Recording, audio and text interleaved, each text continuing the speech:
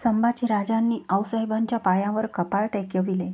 त्यांना उठवून जिजाबाई म्हणाल्या, आम्ही निघालो बाळराजे, आता राजांच्या महाली झोपत जा. ते उद्गार ऐकताना राजांचा ऊर गलबलून गेला. संभाजीराजांनी सोयराबाईंच्या पायावर मस्तक टेकविले, पण सोयराबाईंचे त्यांच्याकडे लक्षच नव्हते. त्या गड सोडण्यापूर्वी नजर जोडून फक्त मिळतील तेवढे राजे डोळ्यात भरून घेण्यात गुंतल्या होत्या. राजांची नजर समोर दिसणाऱ्या निशाण चौथऱ्यावरच्या उंच निशाण काठीवरच्या जरीपटक्यावर होती.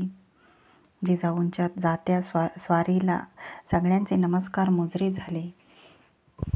पुरंदरच्या वेढ्याला 15 दिवस लोटले. किल्ले पुरंदर प्राणबाजीने भांडत होता.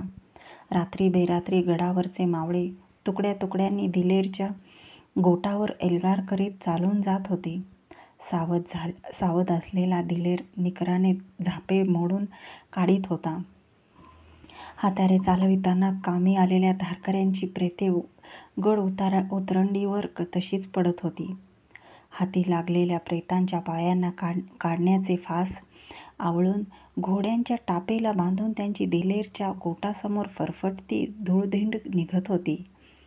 करेपठार पेटत्या तोफांच्या भांड्यांच्या दणक्याने दणाणून निघत होते. आसमान धुराने काळवंडत होते.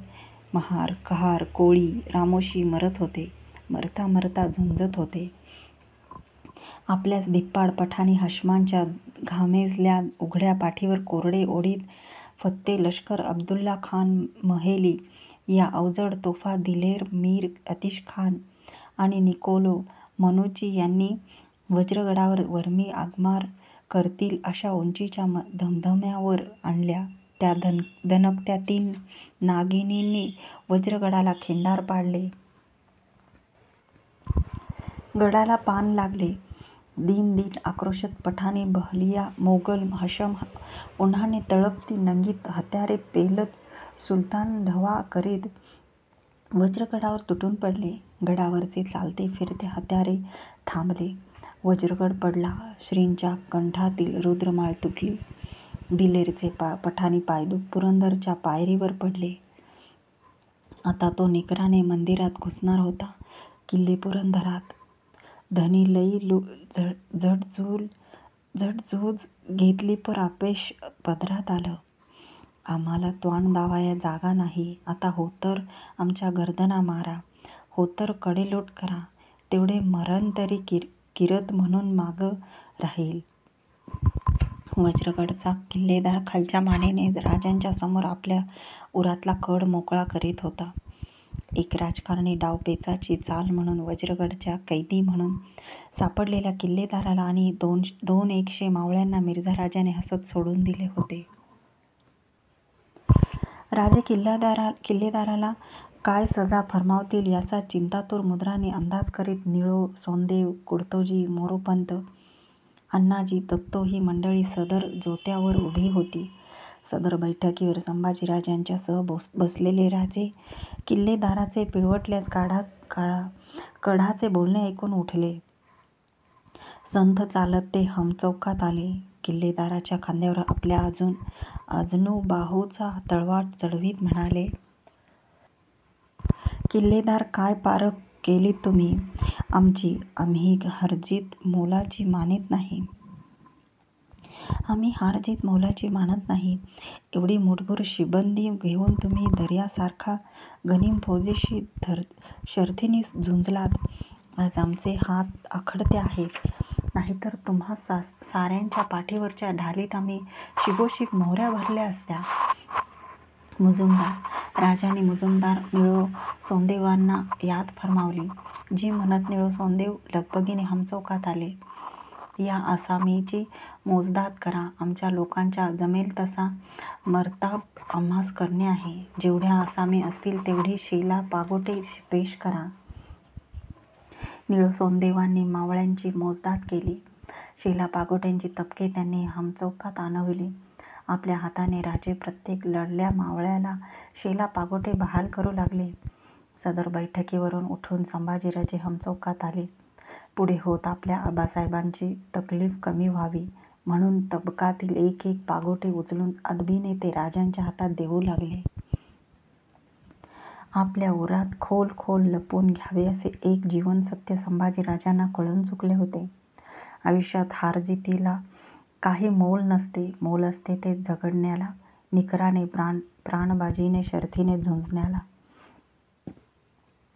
राजे प्रतापगडावर जाऊन जगदंबेचे दर्शन घेऊन आले. बेघर बेआसरा झालेल्या, सर्वस्व लुटलेल्या हताश मावळ माणसांची आता राजगडावर दाटीच दाटी झाली होती. वारा मावळांच्या चौकन्यातून हुसकलेल्या उद्ध्वस्त झालेल्या लोकांचे रोज नवे नवे तांडे राजगड चढत होते. राजे जातीनिशी त्यांची विचारपूस करीत होते. अंबारखान्यातील धान्यपोथी बाहेर करण्याच्या आज्ञा देऊन आपल्या माणसांना पोटपाण्याला लावित होते, पण त्यांच्या चेहऱ्यावर पसरलेले काकळपण ते पुसू शकत नव्हते. हा सल राजांच्या मनात खोलवर सलत होता. नेहमीसारखे राजे संभाजीराजांच्या सह बालेकिल्ला उतरून लोकांच्या भेटीगाठीसाठी पद्मावती माचीवर आले. गडाच्या सुवेळी संजीवनी, पद्मावती या तिन्ही माचांवर मार खाल्लेल्या मावळ्या कुणब्यांची दाटी झाली होती. किरणे मावळातील आली होती. राजे पद्मावतीच्या सदर चौकाबाहेर पडले. त्यांच्या पाठीशी शंभूराजे होते. राजे बधिरल्या मनाने चालत होते. माणसे पायावर लोटांगणे घालू लागली. एकाएकी त्या कोंदाटल्या गर्दीतील हैबतबा पांढरे हा 4-20 वर्षाची उमर झालेला म्हातारा राजांच्या मागून चालणाऱ्या शंभूराजांना बघून गलबलून गेला. त्याचे पांढरे कानकल्ले थरथरले. लटलटत्या हाताने भोवतीच्या कुणब्यांची गर्दी फोडीत तो पुढे झाला.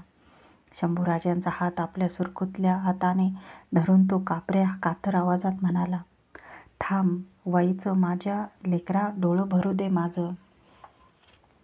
त्याचे बोल ऐकून राजे थबकले. त्यांनी मागे वळून बघितले. म्हातारा हैबतबा आपल्या रखरखीत थरथरत्या तळहाताचे पंजे संभाजीराजांच्या रसरशीत गालावरून फिरवीत होता. ते फिरवताना त्याच्या म्हाताऱ्या पांढरट डोळ्यातून उठलेल्या पाण्याची धार त्याच्या पांढऱ्या गलमिशात उतरू लागली. "काय झालं बाबा, डोळ्याला पाणी का?" राजांनी त्याला विचारले. म्हातारा हैबतबाने चढदिशी बाराबंदीच्या हतोप्याने आपले डोळे पुशीत जाब दिला, "कुठं काय हाय धनी, म्हातारपणानं डोळं पाझरत्यात वाईच." हैबतबा आपला गड राजांच्या समोर उघडायला राजी नव्हता. "बाबा, आम्ही तुम्हास लेकरासारखे, जे सल्ले ते आम्हास बोलले पाहिजे." राजे म्हाताऱ्याच्या काळजात घुसले. हैबतबाची सुरकुतली मान लटलट कापू लागली. त्याने निकराने ऊर बंद केलेला गड डोळ्याचे बांध फोडून पुन्हा बाहेर फुटला. लटलटत्या आवाजात तो म्हणाला, "काय सांगू राजा, काय रया राहिले नाही. माझा एकुलता एक लेक येडा झाला. त्याची तरणीताठी बाईल त्याच्या मुसक्या आवळून त्याला झाडाला बांधून त्याच्या मोहर राखीसाने आपल्या अंगाखाली की र घेतली राजा. उठाय तरान नसताना घोड्याव घालून ते भडवे घेऊन गेले तिला. तवापून डोसकं चक्कारले माझ्या लेकाचं. त्याचं एकुलतं याक पोर होतं. ते खोपटाच्या धारात मरून पडलेलं होतं.